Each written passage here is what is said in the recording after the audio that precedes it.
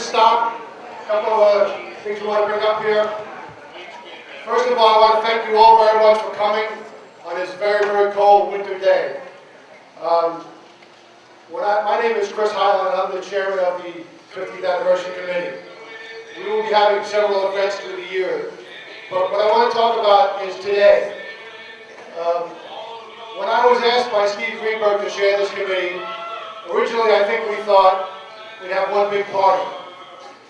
And then we got into further thinking and we formed the rest of the committee. And the main focus of what we wanted to do was to make sure we knew how we got here. And when I say we, I mean all the people who live here now.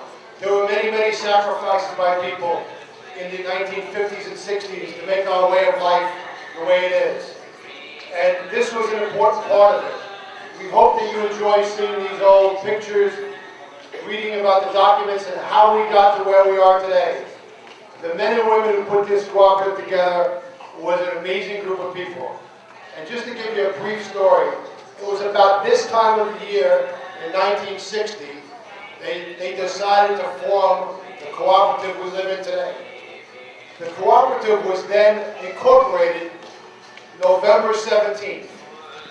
So if you think about that today, in those 11 months, we probably wouldn't have picked the lawyers yet. So they did an amazing job. There's a couple of people here I just want to recognize that make this place what it is today.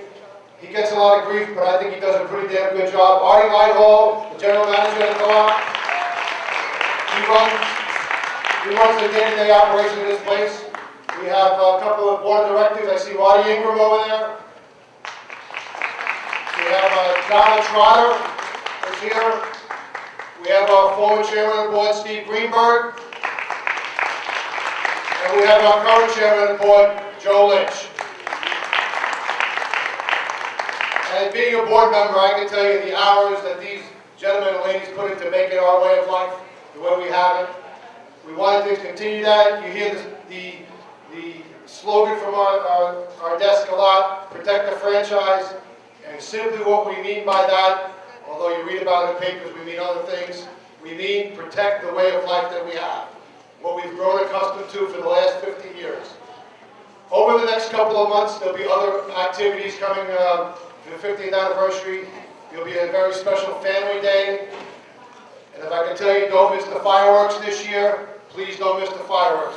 They're going to be extra special.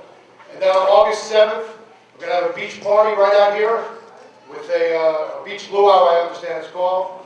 There'll be a Jimmy Buffett band involved with that. And that same day, we are going to have the commander back here giving ferry rides to the community. Then later in August, there'll be an interfaith ceremony on the beach. Then there'll be some other activities which will come about through the associations, and you'll be hearing about them as we move more into the summer. And then we will end our celebration November 20th next year at the El Carib. We will have a grand ball. So thank you all very much for coming. Have fun. If you have anything you want a copy of, right up here is copy machines. They print them both black and white and color. So if you have something you want, please take it. Thank you. Julie Ryan is one of our residents of Breezy Point. She has been with us for many years. Her house was built in 1910, and she is still living in her current residence today in 2010. Julie will tell us all about how long she's been here. She is also the mother of our ambulance corps. Julie? Julie Ryan, 87.5 Reed Avenue, Rockaway Point. Long-time resident. I came here in 1929 as a child, and my family had a summer cottage. And then after many, many years, we were involved with the Rockaway Point Firehouse. My husband being chief of the Rockaway Point Fire Department. They were condemning the old firehouse. I want to show you. This is the picture of the old.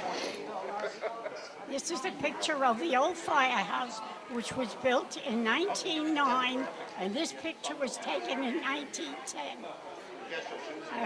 I brought up 9 children in this particular home. I'm still living there. We purchased the house in 1952. My husband renovated it, made it livable, and in 1953, I moved in, and I'm still there. And I'll be 94 years old in July. My husband's passed on, but all my children are all around me. Well, Julie, I have one question. I was your paper boy for many years, and you've lived in this house for almost 60 years now. How come you still have a half on an address? How come it's still 87 and a half? Well, when we purchased the house, on one side of me was 87, on the other side of me was 89. So they didn't know what to do. And the mail had to be delivered somewhere, so they gave me a half. So I'm 87 and a half Reed Avenue. Having been one of our longtime residents, is there any way in your wildest imagination that you thought what we have today was possible back in the 30s and 40s? Never. Never thought it possible. I always pictured these small little cottages, and then all of a sudden, all around me, there were all big ones coming up, all around me. Julie, like I said, you're also the mother of our ambulance corps. And I want to thank you for all you have done through the years. I certainly know that what you have done has brushed off onto many of our other volunteers today.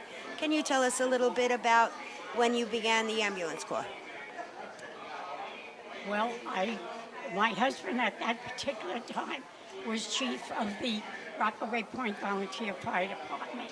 It was in 1944 when all the men were no longer to be found. They were all sent into service. So therefore, my husband and another gentleman decided we need women. We'll have to bring women into the department. So therefore, there was maybe 12, 14 women volunteered our services. We took American Red Cross course, and we all learned how to register, do first aid to many, many people. And some of the women drove, and we had a 4-wheel drive ambulance, which was an old laundry truck, and we used that to attend to different patients. So that's how in 1944, that's when the Rockaway Point Volunteer Ambulance Corps was organized. Julie, many of the things that go on at Breezy Point today are taken as things that always have been. But in talking to you in the past, I know things have not always been this way. Can you explain things that have progressed simply from like no postal delivery and things along those lines, how we have progressed from the 30s and 40s till today? Certainly. There was no, first of all, when I first came here in 1929, we had no toilet facilities. We had outhouses. And there used to be a truck used to come through at 4 o'clock in the morning to clean out the outhouses. And as we progressed, people moving down here decided to put gas and electric through the facility area. So then we got running water in our homes. And that's how we went from year to year. We had electric on the sidewalks. We had wooden walks. We didn't have concrete walks. We had no water. We had to go take water from a pump. But we survived. And that's how everything started. Okay, this is obviously a very historical development in the history of the Breezy Point Cooperative. 50 years. It speaks highly of the ideals of our founding fathers and all our shoulders. We would not be here today without sacrifices and the wisdom and the thoughtfulness of our founding fathers and our board and all our shoulders. And I'm proud to be the chairman of this co-op celebrating 50 years. We have a special place here, and we'll keep it special. We have to protect it, And that's our mission, and we'll always protect it. As back a couple of years back, I had a chance to begin looking through these archives that people are reviewing here today, and it really is amazing. The guys who put this, the whole idea of the Breezy Point Co-op and how the original families here who leased the property before the co-op fought and in a matter of months came together and put this place together and put the framework together that we still use to this day. I've always felt that the most important thing we do, the most important job that the board of directors has is to maintain the franchises, I like to say, of the Breezy Point Co-op, because if you go through this history, people have been coming at us from time to time, and we've always got to protect that. What's also funny is that when you look back at letters that are in the pointer, old pointers that are here, and some of the stuff that people have collected over the years, the complaints have always been the same: bike riding, and that the board doesn't tell anybody anything, and so as different as things are, they're still the same. But this is a great place, and 50 years from now, I hope that the people are celebrating the 100th the same way we're celebrating the 50th. Hi, my name's Marty Ingram. I'm proud to be standing here with Steve, former chair, and Joe, the current chair, and I'm proud to be on the board of directors. I think this is terrific.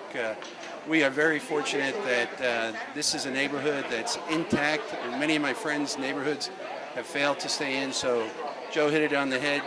We have a lot to be grateful to our founding fathers. Cicero, I think, was the first one who said it, was he who fails to study history is doomed to repeat it. Here we are, Nostalgia Day, and we're studying history, and I think we're going to be guaranteed to have a success again in the future. And I think the current board and the future boards, their responsibility is to really bring it to the next level and ensure that the franchise is protected and that the community, as diverse as it is with young and old, continues to maintain its spirit. And that's our goal from the board. God bless. Hi, I'm one of the few people who can actually say that I was here. I guess I'm not one of the few, but one of the blessed people who have been able to say that I was here for the 25th anniversary of the co-op back in 1985, and here I am back again during the 50th anniversary. And what a blessing to be part of it for over 25 years of my life. We have a lot of changes since I first came. A lot more families, a lot more kids, a lot more activities, but we have the same thing that is constant, and that is beautiful community, people who really care for each other, who really serve one another in so many ways. So it's a real blessing to be to have seen this these 25 years and to be counted among those who are able to call Breezy home. And right now, I would invite Tuzi to sing something. Monsignor, I don't sing, you know that. It's a pleasure to have you before, and it's a pleasure to have you back with us. And we hope you're here for many, many years. Same here. Monsignor, thank you for your time. Thank you. This is Art Light Hall, and been with the cooperative now all my life as a resident, and I have more than 30 years as an employee. I first started right after high school as a summer employee, worked through college years as a summer employee, and started on a full-time basis in the early 70s. My grandparents on both sides, the Lighthals and the Ickraths, have been residents of this community since the mid-30s. I currently am residing in my grandparents' house on Highland Place. My mom's parents' home was originally on Highland Place also.